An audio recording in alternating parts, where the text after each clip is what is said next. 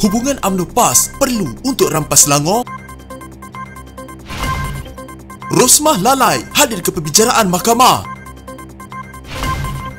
Bukti Najib tak bersalah selama ini disembunyikan. Gabungan Amanah PKR bakal memperkuat Pakatan Harapan. Siapa cadang? Amanah tolak cadangan gabung dengan PKR.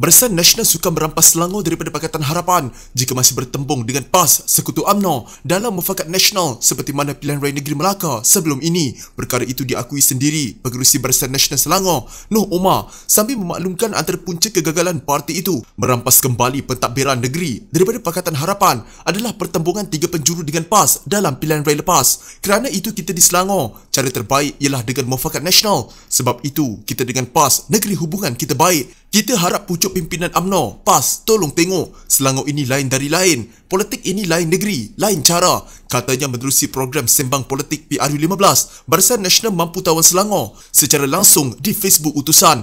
Noh yang juga pengerusi UMNO negeri berkata, perkara ini telah dibawa kepada Presiden Ahmad Zaid Hamidi untuk dipertimbangkan. Beliau turut memaklumkan dirinya secara peribadi telah merayu kepada Presiden PAS Abdul Hadi Awang supaya memastikan parti Islam itu tidak bertembung di Selangor. Kalau di Selangor UMNO dan PAS masih nak bertembung, saya bimbang dua-dua akan habis. Kena cari formula, jangan bertembung. Kita harap semangat mufakat nasional di Selangor, kita akan teruskan. Tapi kalau PAS nak dengan Perikatan Nasional, kita tak ada pilihan. Jangan esok-esok berlaku pertembungan nak salahkan UMNO. Katanya dengan menambah, hubungan UMNO PAS juga masih akrab termasuk di peringkat akar umbi. Sementara itu ditanya sama ada Barisan Nasional Selangor sedia bekerjasama dengan Bersatu. Noh berkata, pihaknya terikat dengan keputusan Perhimpunan Agung UMNO untuk tidak bekerjasama dengan parti pimpinan Muhyiddin Yassin itu. Setakat hari ini UMNO punyai pendirian kita tak kerjasama dengan Bersatu, tapi tak tahulah pada PAU akan datang jika keputusan berubah, katanya. Noh juga tidak menolak kemungkinan ketiadaan Muhammad Azmin Ali dan Zuraidah Kamarudin dalam Pakatan Harapan akan memberi kelebihan kepada Barisan Nasional. Kita tengok Melaka, siapa sangka PKR satu kerusi pun tak menang. Mungkin rakyat lihat PKR berebut jawatan. Rakyat nak parti yang ada solidariti, bukan sahaja dalam parti sendiri tapi dengan parti lain, katanya. Rosmah Mansor belum pulang dari Singapura untuk menghadiri pendengaran di Mahkamah Rayuan walaupun Mahkamah Tinggi telah mengeluarkan arahan agar dia kembali selewat-lewatnya pada 21 Disember. Timbalan Pendakwa Raya Gopal Sri Ram meminta panel hakim agar mengeluarkan waran tangkap, namun mereka sebulat suara memutuskan untuk tidak berbuat demikian. Ia selepas mereka mendengar penjelasan Peguam Rosmah Jagjit Singh bahawa perkara itu disebabkan kelalaian dan dia bertanggungjawab penuh atas ketidakhadiran isteri bekas Perdana Menteri itu. Seorang lagi Peguam Rosmah Akbardin Abdul Kadir memberitahu Portal Malaysia Kini yang pihak mahkamah sebenarnya memaklumkan dia tidak perlu hadir menerusi sepucuk surat. Apa-apa pun, dia akan hadir ke mahkamah pada 9 pagi Isnin ini, 6 Disember, katanya. Menurut Akbardin, walaupun Rosmah pada mulanya dijadual pulang selewat-lewatnya 21 November lalu, dia memutuskan untuk pulang selepas tarikh itu susulan penguatkuasaan program laluan perjalanan vaksin VTL antara Malaysia dengan Singapura. Ini kerana kuarantin tidak diperlukan seperti yang diumumkan kerajaan, katanya lagi. Anak pasangan itu, Nuriana Najwa, memuat naik gambar memaparkan gambar Najib mendukung cucunya yang baru dilahirkan, Aidan Najib Daniar, bersama-sama Rosmah. Aidan lahir pada 1 November lalu. Najib yang dijadual ke Singapura pada masa itu menangguhkan rancangan itu untuk menyertai kempen UMNO dan Barisan Nasional dalam PRN Melaka. Najib sudah disabitkan bersalah dalam kes penyelewengan 42 juta ringgit dana SRC International Sendian Berhad dan dijatuhkan hukuman penjara 12 tahun. Mahkamah Rayuan dijadual menyampaikan keputusan rayuannya pada 8 Disember ini. Rosmah pula sedang dibicarakan atas satu pertuduhan meminta suapan dan dua pertuduhan rasuah berkaitan projek tenaga hybrid solar bernilai 1.25 bilion ringgit untuk 369 sekolah di pedalaman Sarawak. Najib Razak dinafikan hak untuk mendapat perbicaraan adil, kata peguam belanya dengan mendakwa berlaku penyelindungan bukti penting membabitkan skandal 1MDB. Muhammad Syafiee Abdullah, peguam utama pasukan pembelaan Najib dalam perbicaraan melibatkan SRC International dan 1MDB berkata, bukti itu termasuk pendedahan bahawa kira-kira 65 juta ringgit dana berkaitan 1MDB diperoleh semula daripada syarikat yang dikawal suami bekas Gabenor Bank Negara Zeti Akhtar Aziz. Dalam sidang media, beliau turut menyebut mengenai wang $864,813.27 American dollar bersamaan 3.6 juta ringgit yang dipulangkan kepada akaun amanah mendapatkan kembali aset Kementerian Keuangan daripada bekas CEO SRC Nik Faisal Arif Kamil. Syafiee mendakwa pihak pembelaan tidak diberikan semua dokumen dan maklumat seperti itu yang menjadi haknya di bawah Seksyen 51A Kanun Prosedur Jenayah. Tambahnya, pihak kami pasti memanggil Zeti sebagai saksi dalam perbicaraan sekiranya mengetahui mengenai dana yang disalurkan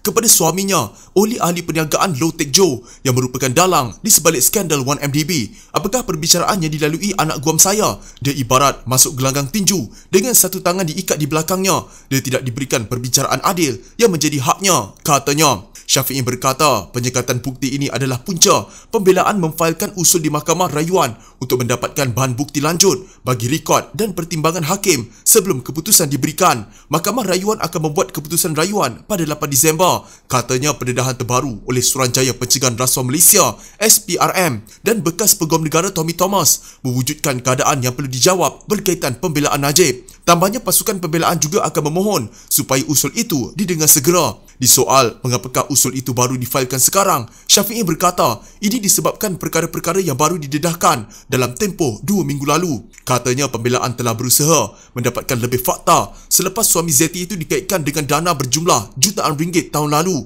Bagaimanapun dakwanya, pihak telah disekat daripada berbuat demikian. Cadangan untuk menggabungkan dua parti komponen Pakatan Harapan iaitu PKR dan Amanah sudah dikemukakan, namun pimpinan tertinggi parti belum mengusulkan perkara itu untuk dibincangkan. Presiden PKR Anwar Ibrahim berkata sebarang cadangan untuk kebaikan kedua-dua parti itu boleh dilaksanakan tetapi ia perlu dibincangkan. Bagaimanapun, Anwar berkata idea penggabungan itu belum dibawa untuk perbincangan walaupun terdapat ahli yang mengutarakan perkara tersebut secara terbuka. ia dikemukakan dan ia dalam pengetahuan pimpinan keadilan, PKR dan Amanah. Tetapi kami belum bincang perkara ini lebih lanjut, katanya. Ditanya sama ada perbincangan rasmi antara kedua-dua pihak telah bermula, Anwar berkata masih belum ada. Namun ahli-ahli telah mengemukakan beberapa idea. Apa pun pandangan kita dengar, kita bincang, tiada masalah. Tapi belum lagi sampai ke tahap itu, katanya kepada pemberita selepas melawat pasar pagi di Taman Bukit Angkasa, Kampung Kerinci di Lembah Pantai.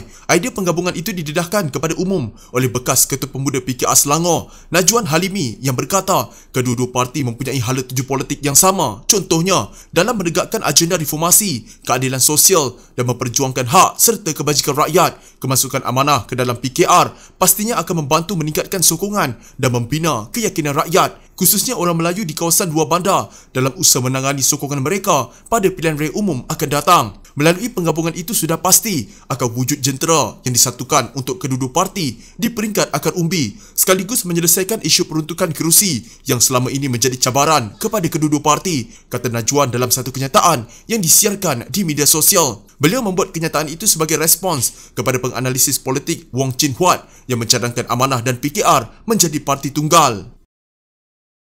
Amanah menolak cadangan penggabungan parti itu dengan PKR. Ya, kata Timbalan Presiden Amanah Salahuddin Ayub kepada Malaysia Kini ketika diminta mengesahkan sama ada benar mereka menolak idea itu. Salahuddin berkata cadangan itu tidak perlu dipertimbangkan kerana tidak pernah berbangkit. Katanya Amanah tidak menerima cadangan daripada mana-mana pihak berkaitan perkara itu. Malah katanya akar umbi atau mana-mana peringkat dalam Amanah juga tidak pernah membangkitkannya.